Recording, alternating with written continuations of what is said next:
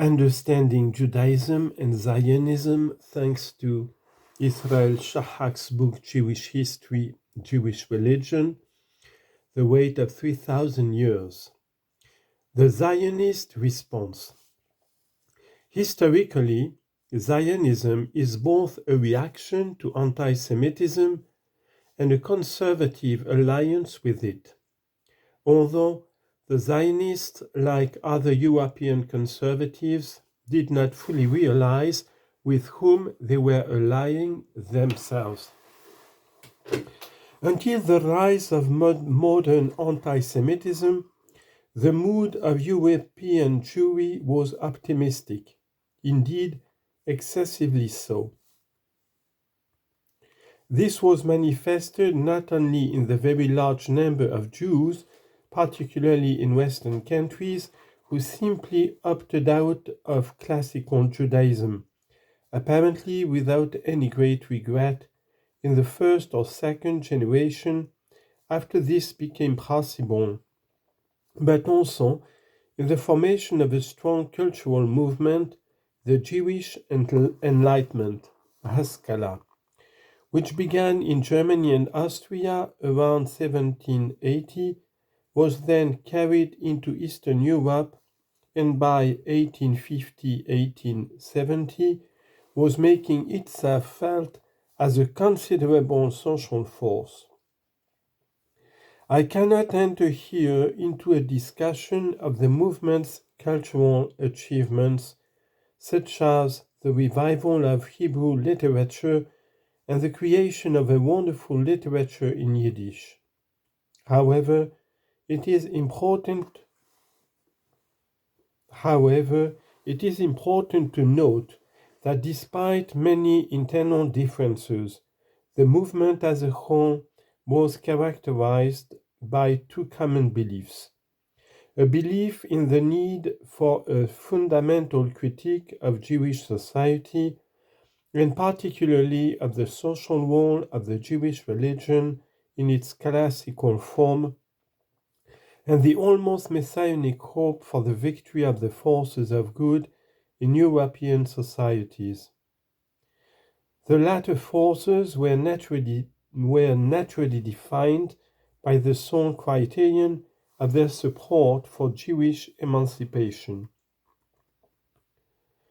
The growth of anti-Semitism as a popular movement and the many alliances of the conservative forces with it dealt a severe blow to the Jewish Enlightenment.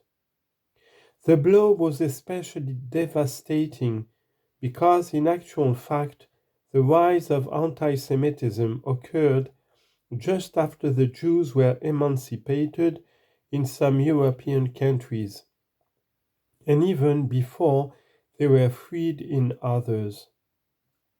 The Jews of the Austrian Empire received fully equal rights only in 1877. In Germany, some independent states emancipated their Jews quite early, but others did not. Notably, Prussia was grudging and tardy in this matter, and final emancipation of the Jews in the German Empire as a whole was only granted by Bismarck in 1871.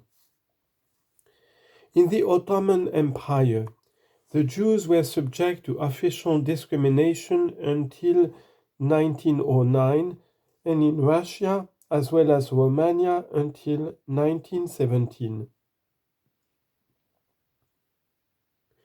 Thus, modern anti-Semitism began within a decade of the emancipation of the Jews in Central Europe and long before the emancipation of the biggest Jewish community at that time, that of the Tsarist Empire. It is therefore easy for the Zionists to ignore half of the relevant facts, revert to the segregationist stance of classical Judaism, and claim that since all Gentiles always hate and persecute all Jews, the only solution would be to remove all the Jews bodily and concentrate them in Palestine or Uganda or wherever. Note: one of the early quirks of Jabotinsky, founder of the party then led by Begin, was to propose in about 1912 the creation of two Jewish states, one in Palestine and the other in Angola. The former, being poor in natural resources, would be subsidized by the riches of the latter. End of note.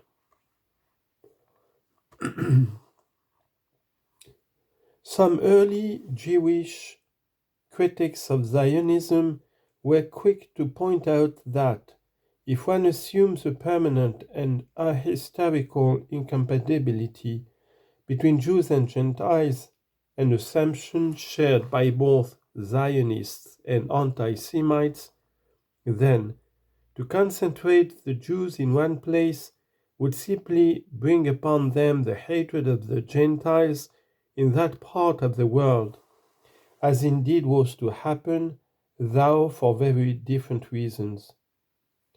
But as far as I know, this logical argument did not make any impression, just as all the logical and factual arguments against the myth of the Jewish race made not the slightest difference to the anti-Semites. In fact, close relations have always existed between Zionists and anti-Semites. Exactly like some of the European conservatives, the Zionists thought they could ignore the demonic character of anti-Semitism and use the anti-Semites for their own purposes. Many examples of such alliances are well known. Herzl allied himself with the notorious Count von Plehve, the anti-Semitic minister of Tsar Nicholas II. Note: Herzl went to Russia to meet von Plehve in August 1903, less than 4 months after the hideous Kishinev pogrom, for which the latter was known to be responsible. Herzl proposed an alliance based on their common wish to get most of the Jews out of Russia and, in the shorter term, to divert Jewish support away from the socialist movement.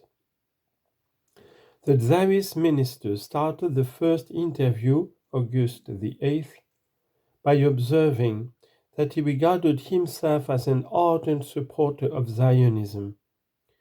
When Herzl went on to describe the aims of Zionism, von Plehve interrupted, "You are preaching to the converted." Amos Elon, Herzl, Ram Oved, 1976, page 415 and 419 in Hebrew. End of note.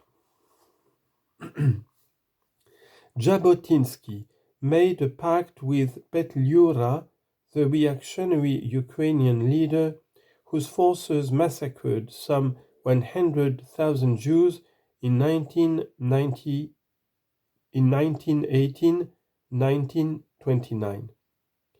Ben-Gurion's allies among the French extreme right during the Algerian War included some notorious anti-Semites who were, however, careful to explain that they were only against the Jews in France, not in Israel. Perhaps the most shocking example of this type is the delight with which some Zionist leaders in Germany welcomed Hitler's rise to power, because they shared his belief in the primacy of race and his hostility to the assimilation of Jews among Aryans. They congratulated Hitler on his triumph over the common enemy, the forces of liberalism. Dr. Joachim Prinz, a Zionist rabbi who subsequently emigrated to the USA when he rose to be vice chairman of the World Jewish Congress and a leading light in the World Zionist Organization, as well as a great friend of Golda Meir, published in 1934 a special book, Wir Juden, We Jews, to celebrate Hitler's so-called German Revolution and the defeat of liberalism. Quote, "The meaning of the German Revolution for the German nation will eventually be clear to those who have created it and formed its image. Its meaning for us must be set forth here. The fortunes of liberalism are lost. The only form of political life which has helped Jewish assimilation is sunk." Note Dr. Joachim Prinz, Wir Juden, Berlin, 1934, page 150 and 151, end of note. The victory of Nazism rules out assimilation and mixed marriages as an option for Jews. Quote, "We are not unhappy about this," said Dr. Prinz. "In the fact that Jews are being forced to identify themselves as Jews, he sees the fulfillment of our desires." And further, quote, "We want assimilation to be replaced by a new law, the declaration of belonging to the Jewish nation and Jewish race. A state built upon the principle of the purity of nation and race can only honored and respected by a Jew who declares his belonging to his own kind. Having so declared himself, he will never be capable of faulty loyalty towards the state. The state can't want other Jews but such as declare themselves as belonging to their nation. It will not want Jewish flatterers and quarrelers.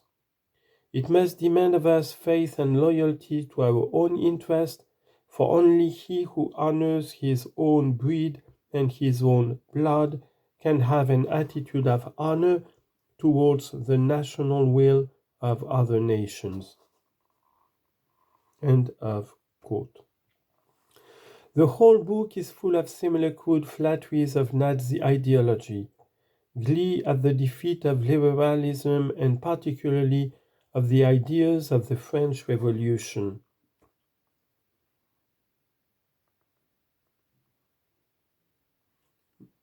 Note, for example, see Ibidem page 136.